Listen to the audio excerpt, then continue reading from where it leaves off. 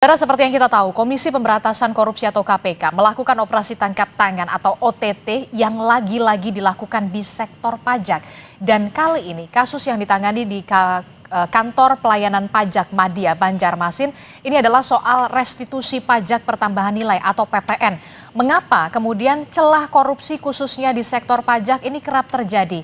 Mulai dari gratifikasi kecil hingga pengurangan pajak raksasa. Kita akan bahas bersama dengan sejumlah narasumber melalui sambungan daring. Sudah hadir bersama kami peneliti Pusat Kajian Anti Korupsi dari Universitas Gadjah Mada, Zainur Rohman, dan juga ada Wakil Ketua KPK 2015 hingga 2019, Bung Saud Situmorang. Selamat pagi, Assalamualaikum Bapak-Bapak. Waalaikumsalam, Mbak Selamat Adisti. pagi, Waalaikumsalam Mbak Adisti. Ya, saya ingin ke Bung Zainur Rohman dulu terlebih dahulu. Anda melihat soal celah korupsi pajak dari analisa Anda, operasi tangkap tangan KPK ini lagi-lagi menyasar uang atau fee dari restitusi. Kemarin sudah ada dari Kantor Pelayanan Pajak di Jakarta Utara dan kemarin lagi juga ada lagi ini di Banjarmasin. Seperti apa fenomena ini Anda melihatnya? Ya, artinya ini memang problemnya bersifat struktural ya. Tidak bisa hanya dianalisis menggunakan pendekatan pelaku secara personal. Mengapa ada jual beli kewenangan? Karena memang artinya desain kewenangan untuk pemberian restitusi, pengurangan nilai dan seterusnya itu masih terkonsentrasi di tangan yang sama, di aparat yang sama. Ketika ada perbuatan nakal dari kepala kantornya, maka kemudian korupsi itu tidak bisa terbendung lagi. Sederhananya Mbak Adisti, korupsi itu adalah ketika kewenangan yang dimiliki oleh pejabat negara disalahgunakan untuk memperoleh keuntungan pribadi. Nah, ini artinya memang selama ini ya antara pejabat yang menetapkan nilai pajak dan kemudian memberikan pengurangan pajak atau restitusi itu berada di tangan yang sama sehingga tidak cukup adanya saling kontrol, saling mengawasi di antara sesama aparat pemungut pajak. Nah, yang kedua saya melihat ini kok terus-menerus gitu ya di lingkungan Kementerian Keuangan gitu. Kemarin baru selesai OTT di Jakarta Utara, kemudian di bulan berikutnya OTT di Kalimantan Selatan. Artinya gitu ya, ini penyakitnya terjadi gitu ya. Sepertinya ini benar-benar memang bersifat sistemik. Padahal ya Kementerian Keuangan apalagi DJP itu sudah melakukan upaya reformasi kelembagaan dari dulu.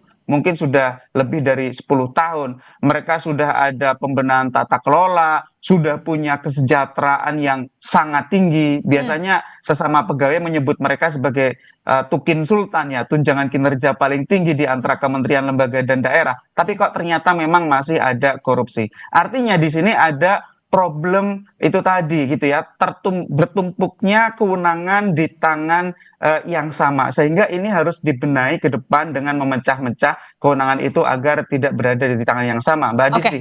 Oke, yang jadi saya ingin tanyakan kemudian adalah begini. Sebenarnya apa yang sudah terjadi di Kementerian Keuangan dalam hal ini adalah di sektor pajak atau celah korupsinya yang terlalu banyak, minimnya pengawasan, atau kalau tadi disebutkan dari soal kesejahteraan tidak, karena kan dari dibandingkan dengan kementerian-kementerian lain, Kementerian Keuangan, pajak, bea cukai, ini tukinnya tukin sultan. Jadi apa sebenarnya yang menjadi penyebab mengapa kasus korupsi ini masih terus terjadi?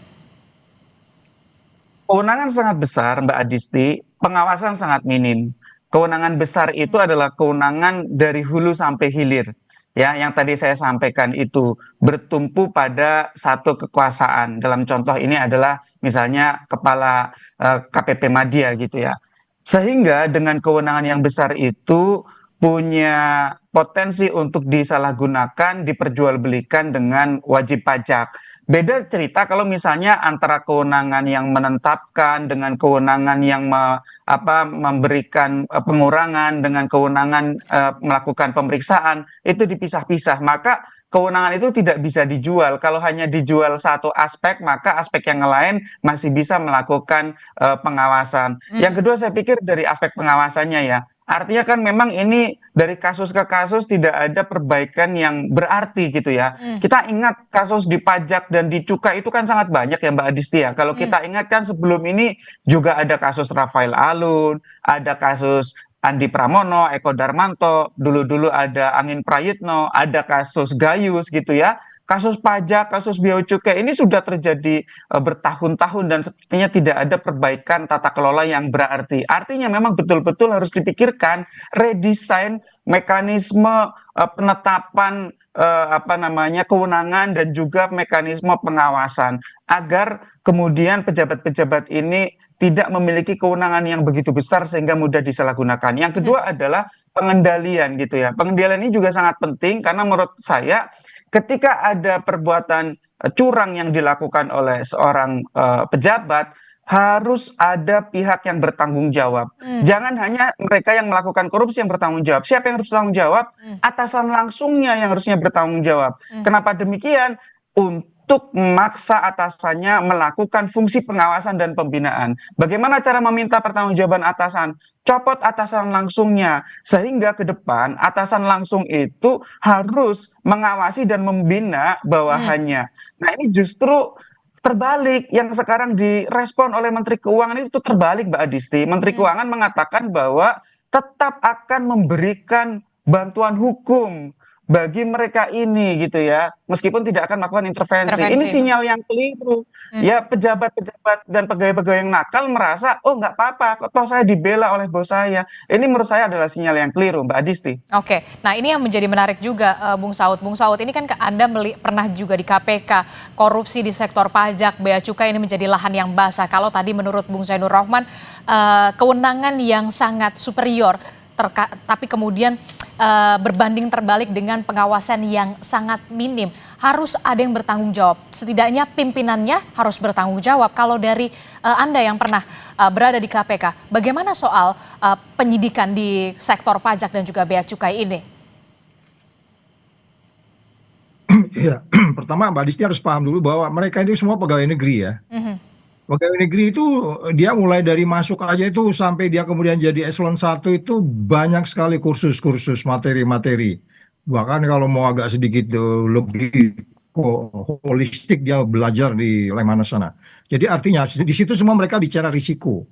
Di situ mereka semua bicara bagaimana tata kelola yang baik. Di situ mereka bicara yang namanya SOP. Apakah ada SOP itu? Ada, banyak.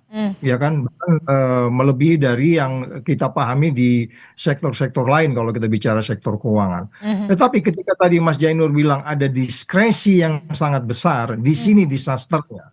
Diskresi itu sangat besar, mulai dari tingkat lapangan sampai tingkat atas. Jadi kalau kita bicara aturan, kita bicara validasi, kita bicara bagaimana keputusan-keputusan dibuat, apakah teknologi membantu? Yes, membantu. Tapi teknologi itu kan kita tahu semuanya disimpangkan. Sekarang ambil contoh restitusi. Restitusi itu uang keluar, uang negara keluar tuh. Ya kan? Itu biasanya korupsinya lebih tinggi daripada uang masuk. Restitusi itu mirip dengan pengadaan barang dan seterusnya, pembangunan proyek dan seterusnya. Itu negaranya lebih rugi banyak tuh. Jadi sekali lagi, kenapa bisa terjadi restitusi? Apa nggak ada teknologi yang mencatat itu? Sebenarnya wajib pajak ini harus berdiskusi dengan Fiskus bahwa uangnya sekian. Ada teknologinya, ada di kementerian. Nah, kita tahu Kortek kemarin bermasalah juga. Jadi ini persoalannya bukan soal sistemnya yang tidak disiapkan dengan baik, tetapi memang personalnya yang bermasalah semuanya. Dan bagaimana kemudian itu bisa terjadi dari tahun ke tahun, tidak ada perubahan, teknologinya berubah, dunia berubah, karena memang ini menggambarkan bahwa Indonesia nggak mau berubah dari awal dari awal reformasi 98 atau katakanlah tahun 83 kita mulai menagih sistem pajak yang disebutnya dari sistem ditentukan oleh wajib pajak di petugas, kemudian self assessment datang. Self assessment itu yang kemudian berujung kepada sistem target. Sistem target itu menjadi bencana. Jadi semua orang ditarget-target dan mereka bekerja atas target. Bukan karena memang risiko-risiko tadi. Setiap usaha itu ada risikonya. Risikonya itu mereka tidak melapor dengan baik. Nah petugas pajak sudah masuk ke sana nggak? Teknologi bisa membantu.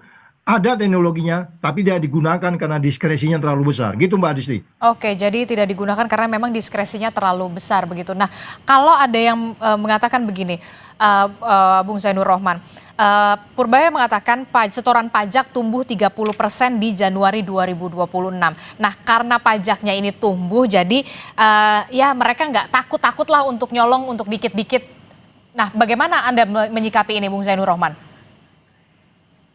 Ya tidak boleh ya dengan alasan yang demikian ya. Hmm. Tumbuhnya pajak itu kan nanti harus dinilai di akhir tahun ya, bagaimana kinerja dari DJP dan Kementerian Keuangan secara keseluruhan. Pun misalnya benar ada pertumbuhan pendapatan negara dari pajak ya, tidak boleh juga kemudian fiskusnya petugas pajaknya mengambil keuntungan secara melawan hukum. Nah tadi Mbak Adisti, kalau saya melihat memang ini sangat disebabkan oleh ya kombinasi tentu ya. Yang pertama adalah besarnya diskresi yang dimiliki oleh pejabat di perpajakan. Yang kedua betul saya setuju dengan Pak Saud, ada problem kebiasaan ya yang sudah membudaya di organisasi, di institusi, di birokrasi perpajakan kita. Kebiasaan uang suap, uang pelicin, uang gratifikasi gitu ya. Nah, selama ini gitu ya, antara wajib pajak dengan petugas pajak itu ada kontak yang cukup intensif. Kontak itu yang kemudian membuka ruang adanya tawar-menawar. Tawar-menawar harusnya dalam kerangka dinas, Mbak Adisti, bukan dalam kerangka memperoleh keuntungan pribadi. Nah, inilah yang menjadi celah pintu masuk, kemudian tawar-menawarnya diubah menjadi tawar-menawar untuk memperoleh keringanan dari pajakan ini, dan sebagai imbal baliknya dia memberikan sedikit dari hasil keringanannya kepada petugas pajak. Itulah yang kemudian menjadi suap. Si wajib pajaknya untuk, si petugas pajaknya juga untung, negaranya buntung gitu ya. Nah, sehingga ini memang betul menurut saya harus dibenahi penggunaan diskresi di bidang perpajakan ya, harus ada pemisahan fungsi-fungsi di dalam internal birokrasi perpajakan, harus ada perubahan budaya di internal organisasi yang saya pikir memang sudah seharusnya harus dilakukan secara revolusioner, karena ini terus-menerus terjadi. Tapi ini juga tidak khas perpajakan sih. Di Bea Cukai kan juga hal yang sama, Mbak Adisti ya. Hari kemarin kan juga KPK operasi tangkap tangannya 2 tempat itu. Kenapa juga terjadi di Cukai, Mbak Adisti? Karena ya semua diskresi yang diberikan di pajakan itu juga dimiliki di Bea Cukai gitu ya, mulai dari klasifikasi HS Code gitu ya, juga tentang jalur pemeriksaan, pengawasan ya, nilai pabean gitu ya, itu semuanya juga sangat rentan untuk diperdagangkan ya. Importir, eksportir itu kemudian menginginkan keuntungan menyelisihi aturan dengan cara membayar sejumlah uang kepada petugas bea dan cukai gitu ya. Sehingga menurut saya ini juga problemnya sama, problem diskresi yang sangat tinggi, pengawasan yang sangat rendah, melalui interaksi antara pemberi layanan dengan penerima layanan, itulah kemudian berujung kepada korupsi. Mbak Adisti. Oke, diskresi terhadap pejabat di pajak dan juga di Bea Cukai yang terlalu superior, termasuk juga soal minimnya pengawasan. Nah, perubahan revolusioner seperti apa yang harus dilakukan oleh pemerintah pusat? Jangan sampai kasus-kasus ini tuh menjadi hal yang dalam tanda kutip ya, biasa, soal korupsi di sektor pajak, korupsi di Bea Cukai. Nah, seperti apa yang harus dilakukan? Bersih-bersih yang harus dilakukan dan perubahan yang harusnya dilakukan oleh dari Kementerian Keuangan, Pak Saud? Ya, pertama yang harus dipahami, bayangkan aja per hari ini tax ratio kita itu di beberapa literatur mengatakan itu sekitar 10. Bahkan kemarin ada sebutan ekonom mengatakan 9. Sementara kita tahu Vietnam tax ratio-nya itu menuju ke 18. Anda bisa bayangkan ya, produk domestik brutonya itu nambah, naik, pembangunan ada di mana-mana gitu ya, katakanlah kalau kita pun itu basisnya utang segala macam. Tetapi kemudian itu tidak diimbangi dengan naiknya apa yang kita sebut sebagai tax ratio. Ini persoalannya kembali lagi di bagian depan. Ini bukan soal-soal yang kita sebut sebagai kita tidak memiliki teknologi. Ini soal politik yang kita sebut sebagai politik administrasi negara. Politiknya itu masih seperti ini. Lihat aja, Menteri Keuangannya masih omong-omong aja, nggak ada kebijakan. Oh iya, itu serahin aja ke KPK. Coba tanya, bagaimana kamu bisa selesaikan ini? Dia nggak ngejawab. Itu urusannya KPK. Urusan kamu itu membenahi tax ratio untuk bisa menjadi di atas, katakanlah 12% dalam tempo sekian tahun ke depan, supaya kemudian pertumbuhan ekonomi naik. Jangan hanya wajib pajak ditekan-tekan dengan sistem target, kemudian mereka jadi stres, kemudian mereka menjadi bagian yang tidak mendorong pertumbuhan ekonomi secara keseluruhan dan pertumbuhan persaingan berusaha. Ini kan urutannya nanti persaingan nih, ya kan? Kemudian bagaimana competitiveness indeks kita itu naikannya kan indeks persepsi korupsi. Jadi sekali lagi kita belum melihat ada sebuah perubahan yang signifikan sejak tahun 83 yang kita sebutkan self assessment, per hari ini self assessment, tetapi teknologi yang sudah kita miliki bukan tidak dimiliki, tapi itu tidak digunakan. Persoalannya kembali pada politik anggaran, politik administrasi dan seterusnya. Ini tetap kembali lagi soal pemerintahan, tata kelola, Mbak, gitu. Oke, jadi menurut Anda harus benar-benar ada willing to do dari Kementerian Keuangan untuk bisa melakukan pembenahan secara dengan politik administrasi di sana ya, Bung Saud Situmorang? Ya, kompleksitasnya itu kan harus diurut satu-satu. Jadi jangan piecemeal. Kemudian KPK-nya juga kita masuk yang kita sebut hanya populis. Oh iya, ada OTT. Ini kalau Pak KPK-nya benar bekerja, ini OTT-nya bukan di tempat ini aja, Mbak. Ini sama dari Aceh sampai Papua. Jadi kembali lagi, sekali lagi saya katakan, tuh benahin KPK, banyakin petugasnya, supaya kemudian tax ratio-nya naik. Katakan KPK sekarang punya strategi yang baik untuk pendapatan ya, karena pengeluaran kita ini sekarang sangat luar biasa konsumsinya untuk MBG dan seterusnya.